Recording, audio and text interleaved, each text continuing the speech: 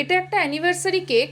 দেখুন, এত কাস্টমাইজড কেকের মধ্যে কিন্তু আমার বেসিক্যালি এই কেকগুলো ভীষণ পছন্দ। আমার নিজের কোনো অকেশন হলে আমি এই কেকগুলো নেওয়া ভীষণ প্রেফার করি। ফন্ডেন্ট বা কোনো কাস্টমাইজেশন ছাড়াই একটা প্যাস্টেল শেডের ওপর কেক, কত সুন্দর সিম্পল ডিজাইনের ওপর লাগে। এটা 2.5 পাউন্ডের একটা চকলেট কেক। ওনার এরকমই একটা ডিজাইন পছন্দ ছিল বলে করে দেওয়া হয়েছে। এটা একটা সিম্পল অ্যানিভার্সারি কেক, মা বাবার অ্যানিভার্সারি, হ্যাপি 40th অ্যানিভার্সারি মা অ্যান্ড বাবা। এখানে আপনার একটা রেড রোজ দেওয়া শুধু বাকি আছে, বাদবাকি কেকটা ফিনিশিং। এরপর একটা দ্য নিউ টিনেজার বলে একটা কেক জাস্ট ফিনিশিং হয়ে গেছে।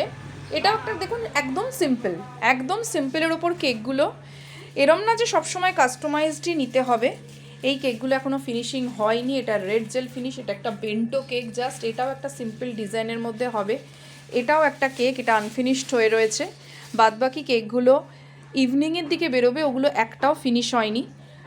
তো আপনাদেরও যদি থিম ছাড়াও যদি এরকম সিম্পল কিছু লাগে, অবশ্যই কিন্তু কল করতে ভুলবেন না।